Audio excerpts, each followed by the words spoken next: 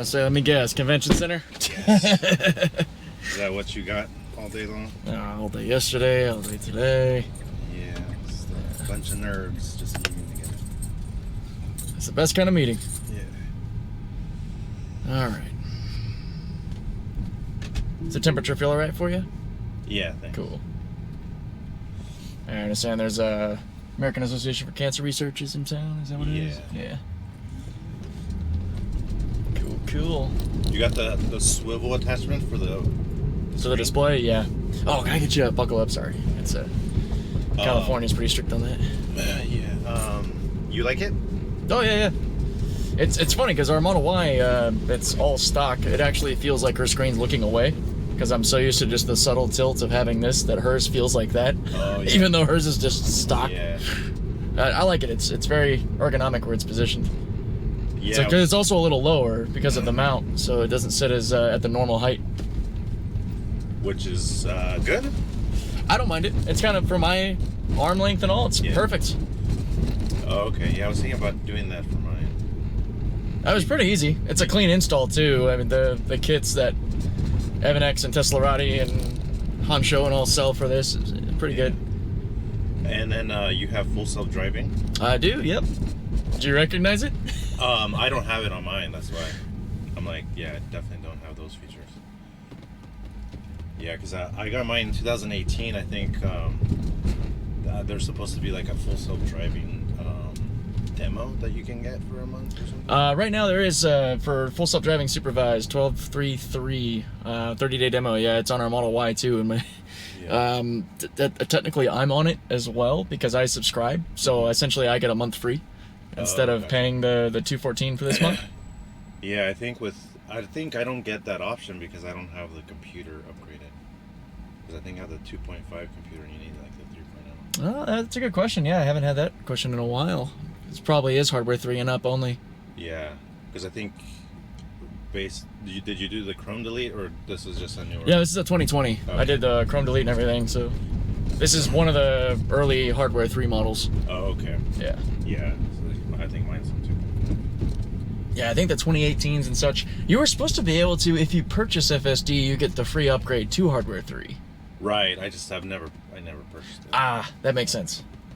I can't really blame you for that. I didn't purchase it either. I subscribed to it because I mean, when it was available for this car, it was I think 10 or 12,000. I forget which. And I just don't have that kind of money. Yeah. No, I mean at one point it was like only like $2,000 to upgrade. Like. Oh yeah. Early days it was really low. Yeah. Yeah, subscribing's a no-brainer for me because like a day or two of Uber pays for it. Oh, okay. Because it's $214 for it. Oh, you run that stoplight, that truck's gonna get you. Stupid. The guy just ran that stop sign, and that policeman wasn't even looking. Good job. Our taxpayers at work. Oh man. Oh, yeah, I've been testing the full self-driving capability for quite a while now. It's been good. Yeah. You think it's wait, does this one have the lidar and all that stuff still?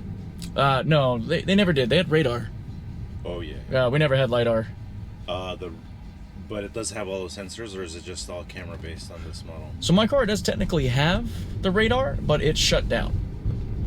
When they moved to version 11, I want to say, of FSD, even if your car had the built-in radar, it was deactivated. It's all vision-based. So it's all just with the visual cameras. Interesting. I've talked to like a person that I met, like an acquaintance who worked on self-driving automation. Mm-hmm. And I was asking him about like Tesla, because he didn't work for Tesla, he worked for a different company, like what his thoughts were. And basically he's like, I wouldn't trust it driving me ever. Oh, he needs to ride with me. Huh? It's been driving us the whole time. Yeah, I mean, but everyone has their own opinions, right? Yeah. I was just kind of curious to get his thoughts since he's like in the industry, but we're also working for a competitor and all that stuff. Yeah, a lot of the industry is slow to take chances because of the guys that are in charge of those companies, and they would rather have the redundancy of really expensive lidar systems when it's kind of ridiculous, because lidar is still the visible spectrum, or what you would see through a camera. Mm-hmm. It's just it is more precise, but also requires a lot more moving parts and precise mapping by engineers. To do something at scale like Tesla, with having over 500,000 of us owners with the system and millions of cars with it built in, you can't do that with something as expensive as lidar. Like, you're not going to have a salient business model to passenger cars for that. Maybe a niche thing like Waymo. Right. Sure. They're extremely limited, though. I mean, there was a pretty good comparison between an earlier version of FSD and a Waymo vehicle, and the difference in time it took to get to their destination was over 45 minutes, because the Waymo had to go through like parking lots and such because it wasn't allowed to go on the highway. It was really interesting. And this one, like, it'll take you to the highway and everything? Oh yeah, yeah. This will just go the way you would normally drive. And again, since I picked you up, it's been active. I've had a channel covering Tesla's FSD for years now, but I go a step further. I'm actually looking at the data behind it. And I compare build to build. I show progress over time on my RoboTaxi Reports. And oh, okay. So right now, like, you record and upload? Yep. I actually have this awesome built-in report that a buddy of mine, Elias, put together so I can actually accurately record everything, and causation for why things disengaged, time of day, traffic conditions, whether or not it was a customer trip or just me by myself. Yeah. So we look at more than just, hey, look at this cool thing FSD did. Right. It's actually like, let's compare version 11.4 dot whatever to 12.3. Let's see what's different. Oh, cool. And do you just do Uber, or do you do other stuff for work?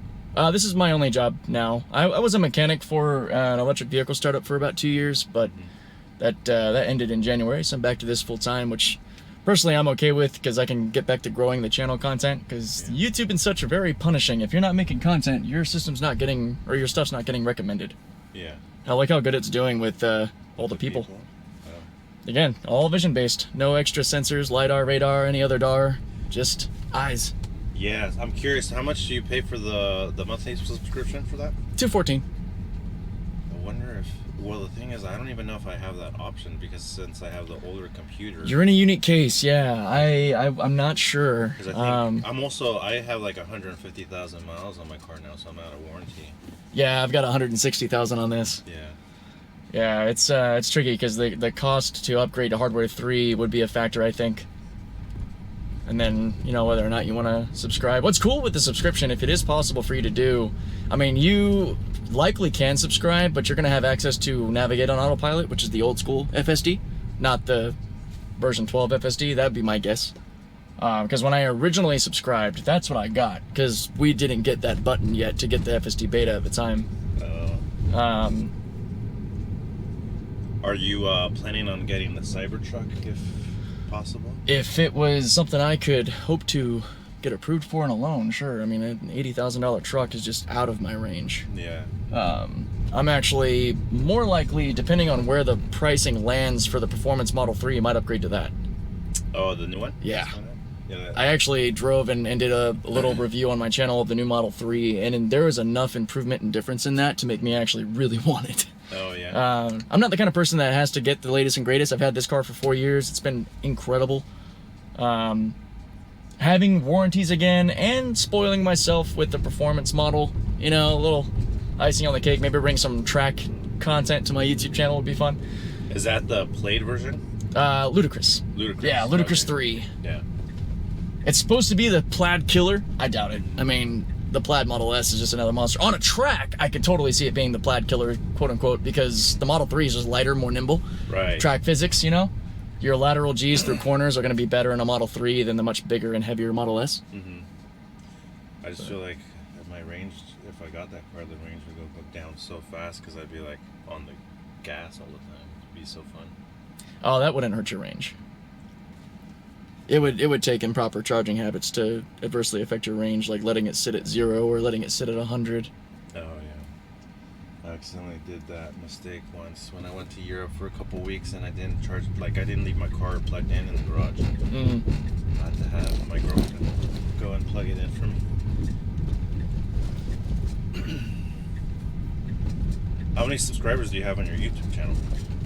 Getting close to 10,000. I think I just crossed 9,700. Which is really cool. Yeah, since being back at it full time and of course being relevant again, having gotten version 12 finally of the software, it's growing again pretty quickly. I'm trying to do daily uploads, which whew, that's a full-time job in and of itself. Do you just show like the driving of it, or do you show passengers as well? A few different things. Like this conversation, if you're down, would be a really, like, people would love this, especially us talking Tesla and such. That's why I have the full setup, because I do the data side and me challenging the car, but I also have 2 other series called RoboTaxi Ride Along and Customer Reactions. Like, people love seeing the reactions of your everyday people seeing a self-driving car. Right. And just cool conversations around EVs, like some of the combos I've had, like converting the skeptics that have heard all the crap in the media, and I can help them see what's actually going on. Yeah. So there's a few different things, a few different playlists I have. Cool. I personally love the data nerdy side myself more. Yeah, for sure. But the audience definitely loves the customer reaction stuff. Is this the barcode for your Yeah. channel? One of my viewers was really dope to send me those, a direct QR link right to the channel. Yeah, that makes sense. I value people's privacy, so I leave names out, and if I don't manage to have the conversation, I blur everything. But if you would like to be fully featured, totally can. It is up to you. Yeah, sure. Why not? I know. I'm sure, like, people that aren't used to Tesla, there's like, when they realize the car's been driving, like, oh my god, what? You'd be surprised, man. Sometimes they flip out and they love it, and then other times they're like, oh, cool. Yeah. And then right back to their phone, like they don't care. I'm like, how? It was awesome chatting with you, though, man. Yeah, what's your name, man? It's Cause. Like cause and effect. Yep, Cause? yep. Okay, nice to meet you. My name is JC. You too, man. Yeah. Good to meet you, JC. Oh. All right, that works. You have a good day. All right, you too. All right, that was a fun one. Chatting about FSD and a little bit of talk about competing autonomous systems and actually a good conversation about hardware 2 versus hardware 3.